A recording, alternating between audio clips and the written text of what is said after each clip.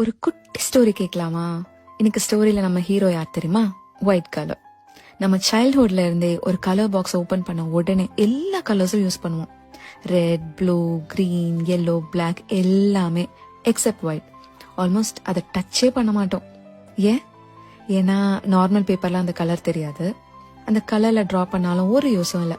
So நம்ம நினைச்சுப்போம் maybe this colour is not useful அப்படின்னு. பட் உண்மை என்ன தெரியுமா? The problem was never the colour. The actual problem was the background. ஒரு ஒயிட் கிரேயான் எடுத்து பிளாக் சார்ட் பேப்பர் மேல எழுதி மட்டும் பாருங்களேன். அதுதான் மேஜிக். ஒரு லைன் போதும், ஒரு ஸ்ட்ரோக் போதும், தி ஹோல் பிக்சரே க்ளோ ஆகும். ஒயிட் சார்ட் பேப்பர்ல கூட கலர்ஃபுல்லா இருக்க நம்ம எல்லா கலர்ஸும் யூஸ் பண்ண வேண்டியது வரும்.